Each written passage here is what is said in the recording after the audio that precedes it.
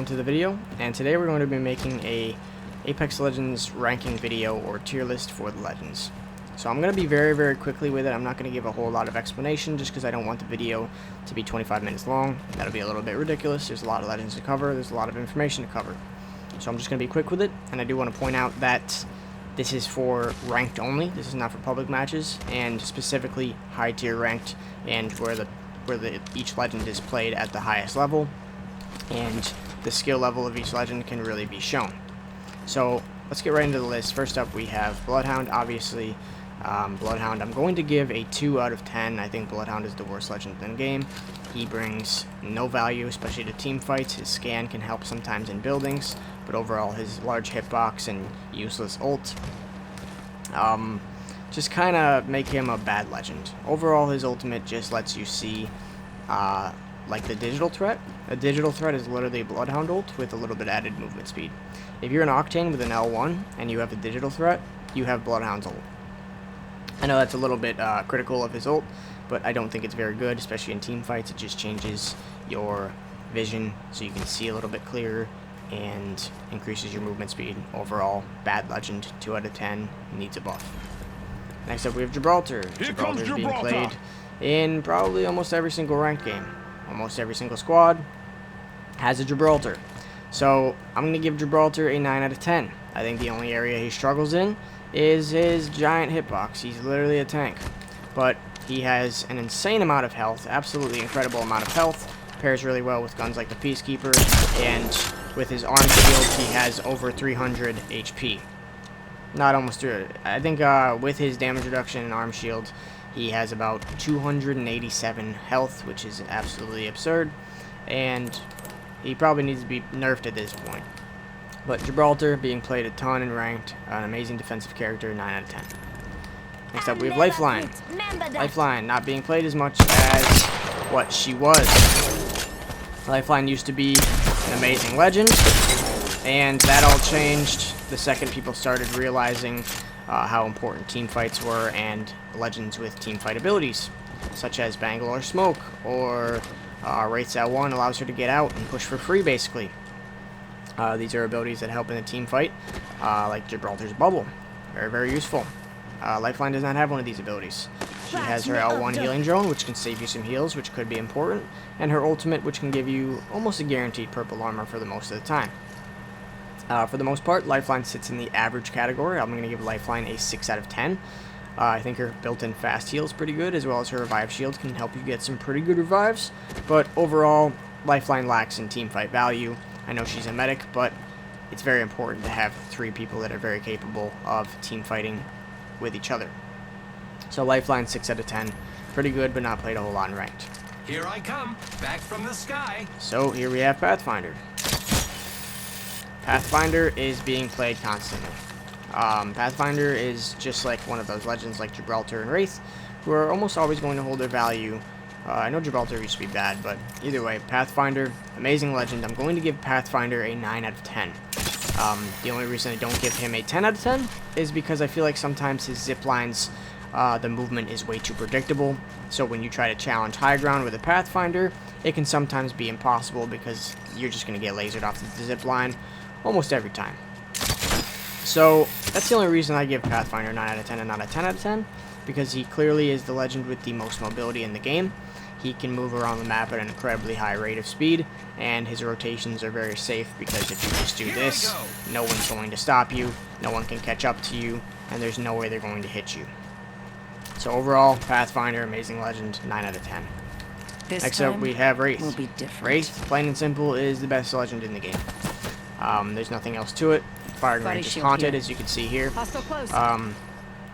Wraith is the best legend in the game. I'm going to give her a 10 out of 10. Her portal gives you the ability to rotate late game like no other legend. Pathfinder's zipline could never even compare because you can take so much damage trying to zipline places, unless they're uncontested. For the most part, Wraith has been... I can honestly probably confidently say that in my 300 or so ranked games this season, that Wraith has probably been on every single team I've seen. She's a must pick in ranked, and her ability to be aggressive in fights and get out for free with her L1 is priceless, as well as her ability to rotate an entire team is the most valuable ultimate in the entire game. Wraith, definitely a 10 out of 10. Next up, we have Bangalore. Bangalore used to be a lot better. I feel like in this series of ranked, people are playing much slower, much more defensively, and that's where Bangalore kind of falls off. Her smoke, very good for rotations. She can help rotate her whole team and help get reses with the smoke. Her ultimate can stop people and zone them out, stop people from pushing if one of your teammates gets down, or you can use it to stop people from getting away or when you're pushing them. Overall, Bangalore is an amazing legend, especially if you're running with a full offensive team, which is not seen a whole lot in this season. Overall, Bangalore is probably a 7 out of 10 legend. The only reason I wouldn't put her higher is because she's not getting prioritized, especially when there is, I don't know what's happening, by the way. She's not really getting prioritized, especially when there's the options of, you know, Wraith and Pathfinder, which are better. So next up we have Caustic. Caustic's an amazing legend. I'd love to put Caustic at a 9 out of 10, but you have to play him around your team. He's very team-based and can struggle with rotations. I'm going to put Caustic at 8 out of 10. I believe if you have a Caustic, you pretty much win the game late game. I think Caustic is incredibly good and probably the most slept-on legend in the game. I feel like a lot of people don't use him, and I don't know why. He's almost a game winner every single time, especially late game.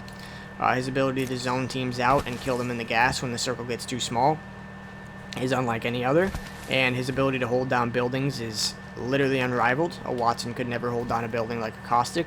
It's almost impossible to push Caustic when he's in a building. So next up we have Mirage. Here I come. Mirage is terrible. I'm going to give Mirage a 4 out of 10. He has 0 team fight ability. His decoy is pretty much useless. His passive is actually useless because it only works when you're dead. His ultimate you can get some cool plays in, and I've seen it used pretty successfully, especially in high tier ranked. I've seen some players use it pretty well. But overall, that's the only good thing about him, and it takes forever to charge. Mirage is a terrible legend and should not be played. He's fun though, I'll give him that, but he shouldn't be played in high tier ranked. So next up we have Octane. Was awesome. Octane is in the same boat as Bloodhound and Mirage. They are like probably the 3 worst legends in the game. I believe that Octane, his L1, this doesn't help you rotate any better. As you can see here, yeah, my movement speed's up, but if I tried running out in the open like this, it would be a bad sight for me. I'd get beamed so fast that I wouldn't even be able to comprehend what was happening. He has basically no rotation ability, especially with his jump pad. It is pretty useless, I'm not even going to lie. I know a lot of people like his jump pad, and I know Octane's played a lot in the lower tier of ranked, but I'm just going to demonstrate real quick. Right here. I feel like a lot of people don't even realize how easy it is to actually hit an Octane while he's on the jump pad. It's incredibly easy. People don't play Octane in high tier ranked just because he is so bad and he has no team fight value, and his passive with the passive regen is not enough to make him a good legend. So next up on the list we have Watson.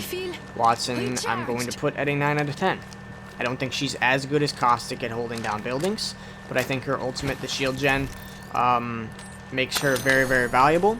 The ability to hold a building without being hit with grenades is insanely valuable. And the fences obviously stop people from pushing in, give a little EMP and stun effect. Overall, the fences are really good. They mostly just stop people from pushing in. They stop people from wanting to push in, but it is pretty easy to push a building when it's Watson trapped up. It's definitely not as hard as a lot of people think it is. So overall, Watson, she's seen a lot in high tier ranked gameplay, especially on PC. A lot of the tournaments, people are playing Watson. She's definitely an amazing legend, and the only reason I can't put her at a 10 out of 10 is because she has no rotation ability, and she, like Caustic, relies on having a legend that can rotate her around like Wraith. So next up we have Crypto. This is a little tough because I feel like Crypto at this current state in the game is not being played correctly. I'll make a video on it, but I believe that Crypto is actually a counter to Gibraltar, but no one really knows how to do it yet. I feel like there's a combination You can use with the EMP, and it will be really good. People just don't use it. I think Crypto's not as bad as people say he is. Overall, I'm going to give Crypto a 6 out of 10. Just because I see him being played a good amount in high tier ranked. I think he definitely lacks in a lot of areas, but overall, I don't think Crypto is an amazing legend, and I'm going to put him in the middle of the pack with Lifeline, just average. Could use him, and you also can't use him sometimes. So, last but not least, we have Revenant.